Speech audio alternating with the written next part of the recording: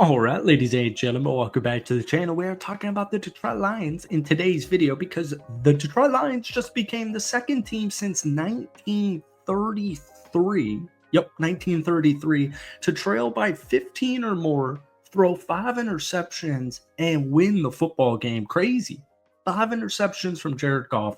The Detroit Lions are now sitting here at 8-1 for the first time since 1954. That game was insane. It really was. 4 seconds left. Jake Bates, 52-yard field goal to win the football game. 5 minutes prior to that, the dude rips a 58-yarder. 58-yard field goal to tie it at 23. I mean, this defense, Jake Bates, honestly, the offense did what they needed to do in the second half. The first half was just really bad, really dicey. But folks, despite the 5 interceptions from Jared Goff and Jameis Winston, he also threw 5 back in 2019. Detroit's defense it just was money, man. It was absolutely A+ defensive football, and it's just crazy because one of the league's best defensive player and the best defensive player for the Detroit Lions, Aiden Hutchinson's been injured for like a month now. And to make matters even, better, but that sounds kind of desperate or crappy because, Aiden Hutchinson's still injured. But the point is, Zadarius Smith didn't even play in this football game, and he'll be playing this upcoming Sunday, I have a feeling. So welcome back to the channel. Obviously, we are talking about the Detroit Lions. Hit that like button, hit that sub button for daily NFL content. If you guys want more consistent Lions videos, check out my Lions channel. I'll pin it in the comment section. But guys, if we could try and get this video to 300 likes, that would mean the absolute world to me. I'm still kind of shocked by that football game. Like, it really was crazy. Detroit's defense, second half, stepped up. The offense put up 19 unanswered points, won their 7th straight football game. If the big debate regarding over halfway through the season, 10 weeks into the NFL season, the biggest debate is Detroit the best team in the NFL? Are the Lions better than Kansas City? Pretty good freaking problem to have, man. The defense held Houston to just 97 yards on 30 second half plays. They also forced 2 turnovers, shout out to Carlton Davis, and 4 punts. And the pass rush was there. It really was there. They pressured CJ Stroud 22 times. Now, keep in mind, I do have to throw this in. The Houston Texans offensive line is not the best. Not the best, but it's still a solid unit. 22 total pressures. They sacked CJ 4 total times. Aleem McNeil, Levi Onwuzurike, Josh Paschal. They combined that 13 total pressures. That interior pass rush was huge. And so look, man, right before the trade deadline, I was, talking about a couple of trades the Lions could make, and I was just saying, dudes have to step up with no Aiden Hutchinson. And that's true. And then you trade for Zadarius Smith, and it just, Z's not going to be a dude who's going to get you, 10 sacks from here on out in the second half of the season. He'll probably finish the season with 10 sacks, but these are moves where it's like 2 sacks, strip, sack, fumble in the playoffs. Like, that's why you made a trade for Zadarius Smith. Speaking of the defense, Carlton Davis amongst all cornerbacks in week 10, 37 coverage snaps, 2 receptions allowed, 2 interceptions, a 9.2 passer rating allowed. It feels great. Man, Brian Branch is quickly ascending as one of the best, I was going to say young kids in the NFL. He's ascending as one of the best secondary players in the NFL, and he's only halfway through his sophomore campaign.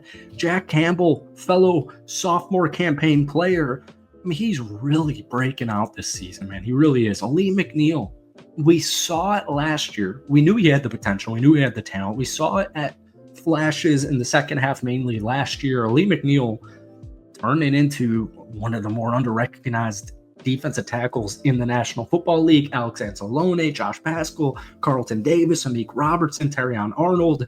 It's just a really good defense, and I'm just glad that they are still putting up like masterclass defensive performances even without Aiden Hutchinson. It just really is that impressive. Now, speaking of impressive, the Lions offense has been insane. And up until this game where you scored 26 points, you were like on pace to have like the 16th best scoring offense in NFL history. But a lot of people are freaking out about Jared Goff, and I want to give some takes here because I'm glad the Detroit Lions went through a game like this and still won. Right? We said like the main theme on my videos last year, and the main theme for Lions videos last year in general was, you know, it, the Lions for the last 20 years lose a lot of those games you won last year, right? The Lions 100,000% lose that game on Sunday night against Houston. And it's so cool to see these guys go through it together. And I'm glad that I don't want to say this sounds so desperate, but like I'm glad this team, I'm not glad they lost in the conference championship, but I think this group is so resilient. They're obviously so talented. They're obviously so well coached. But just to get into the playoffs, win a couple of playoff games, win the division, really shock the NFL. People thought the Lions could be good. People thought the Lions probably were going to be good because of, the 2.5 seasons ago, finishing 9-8 after being like, 1-6, 1-5 at one point. I'm just glad they went through that together as a team. Or I'm not glad. You get what I'm saying.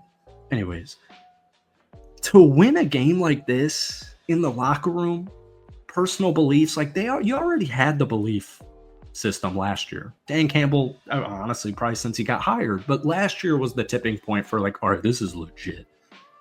But this year, I don't know. Take it from a Packers fan, man. It feels really, really special. And the Lions are 8-1, and Jared Goff just threw 5 interceptions. He'll never do that again. Jared Goff will never throw 5 interceptions another time in his entire NFL career. I guarantee you. Who's actually concerned about this? 5 interceptions? Like, what I want Detroit's offense to do, what I want Ben Johnson, Dan Campbell, this Detroit Lions coaching staff to do, is figure out why it happened. That's it. I'm not worried it's going to happen again. I'm not worried Jared Goff's going to, fizzle out in big time games. He's been to a Super Bowl. He didn't play great, but that was a long time ago. He played great last season. He played great in the playoffs. If the main talking point after one of the craziest comeback victories in the fourth quarter I've ever seen with my own 2 eyes, if the biggest talking point is, yeah, we should be worried about Jared Goff's 5 interceptions, then case in point, the Detroit Lions are chilling. All right. I realize this video got a little bit off topic, kind of more of a rant and a ramble. However, I still hope you guys appreciated and enjoyed it. Thank you guys so much for watching. Hit that like button, hit that sub button for daily NFL content, along with a ton of Lions videos every single week. But guys, now that we've had a couple of days to process that crazy victory, let me know your thoughts on this Detroit Lions team through the first 10 weeks of the regular season. We'll see you in a day or two. Peace.